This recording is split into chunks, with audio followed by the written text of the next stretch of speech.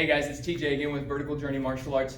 Today I want to show you 5 fancy kicks that you can do, that you can practice at home. Now, if you haven't been working on your flexibility, you may want to take it easy on these kicks because some of them are a little bit more complicated and they do require some flexibility. However, any one of these kicks can be done fairly low without really trying to kick at head level.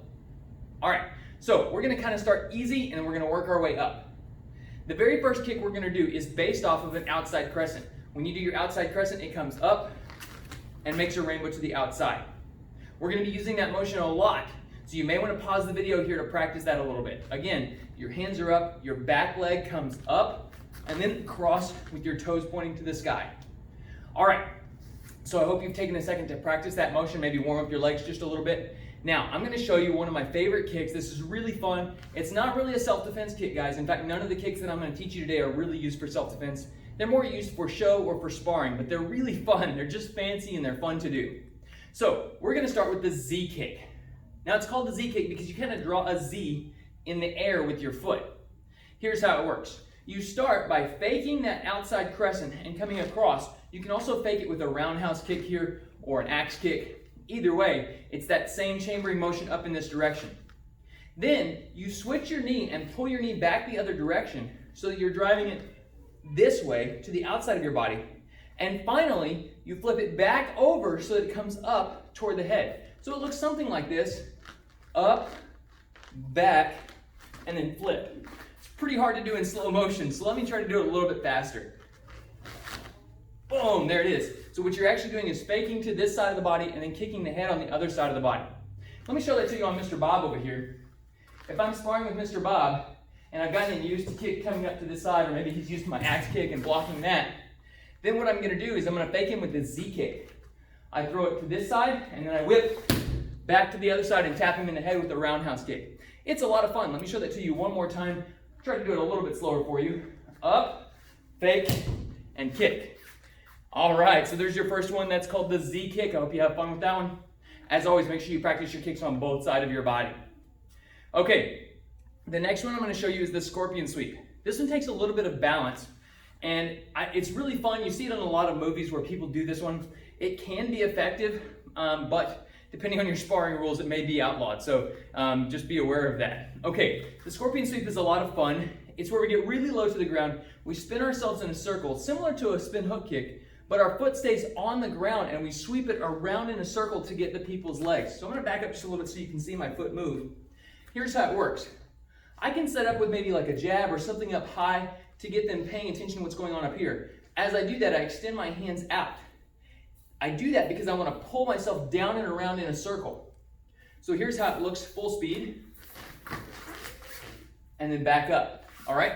So a little bit slower, you're going to extend out. Now pull your hands back down and rotate yourself around with your shoulders while you squat onto your front leg and take your back leg around in a circle. And there's your scorpion sweep. Again, a little bit more faster speed. And around. Of course, you always want to come up to a good fighting stance so that you're ready to take on whatever comes next, just in case they jumped over that sweep. All right, that's number 2. Number 3 is the tornado kick. Tornado kicks are super, super fun. Again, really popular in movies, but also super effective. I've seen several people knocked out with these in the UFC ring and other like Bellator and different fights. So be aware that this can be a really effective kick for your sparring and for even real life fighting depending on the situation. So here's how it works. You're going to fake a roundhouse kick or some other front chambered kick. Maybe it's a front kick. Usually it's a rotating kick of some kind. Could be a crescent. Whatever it is, you're going to fake it to the front here. You're going to let your body rotate all the way around. Now remember, I told you that the difficulty level on these is going up gradually. So this one takes a little bit of a spin. Let me show you the footwork, and we're going to reuse this footwork a couple of times. The footwork is here. Step, pivot, step, step. So if you want to pause the video and practice that one more time, it's step, pivot, step, step. Once you had that footwork down, all the rest of these spinning kicks come a lot easier. Now, here's how the tornado kick works. You've got your hands up, you use your back leg. You're going to fake that first kick here. You spin, you jump by picking this knee up, and you complete your roundhouse kick. Let me show that to you on Mr. Bob here. I'm going to try to do it with my left leg so you guys can see it hit. So it's going to be fake the roundhouse, spin, jump, and kick. Now you can kick in the body or you can go to the head with this one. and then follow it up with something else if you miss. Again, from the other side, fake, spin, kick. All right, there's your tornado kick. That one's a lot of fun. Okay, the next two require a lot of agility, so just be aware of that. They're a lot of fun, but they do require some agility. You do not have to start kicking at head level with these. In fact, I recommend that you don't. I recommend that you kick kind of low with these to begin with, so you can get some practice with the turns. All right, so the next one is called the hurricane kick. This is probably my all-time favorite kick. It is just super fun to do. So here's how it works. You're gonna use that inside crescent kick as you bring your foot over from the outside of your body to the inside of your body. Then you're gonna use that same footwork we just did, and you're gonna jump and spin and kick again. So it looks something like this. Now the fun thing is to see how many of those you can do in a row. I think my max was 10 whenever I was practicing on the lot. Again, a little bit slower. You can do it lower, crescent, spin, a little hop here with this other leg, and then finish with your other crescent. If you were doing this on an opponent, you'd be chasing them down, boom, with that second crescent.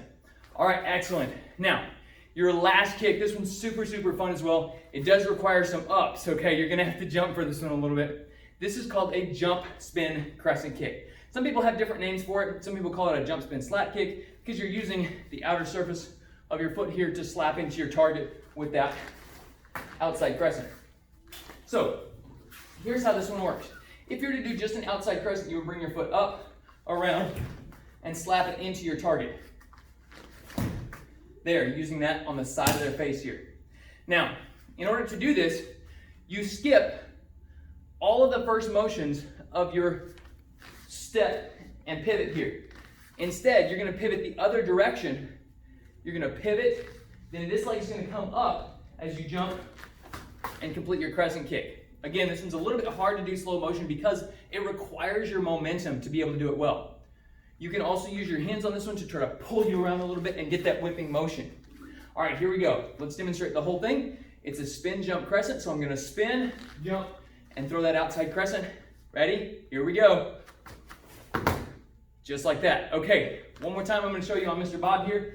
This is a close range kick, so I'd be kind of where I can touch Mr. Bob. I would spin, jump, and crescent kick Mr. Bob. All right, guys, I hope you had a lot of fun with those. Be careful practicing those. Make sure that you've got some mats or something just in case you trip and fall, or at least you're on soft ground. Try not to do them in areas where you've got lots of furniture because these are all wide kicks. Hope you guys have lots of fun with those, and I'll see you in the next round.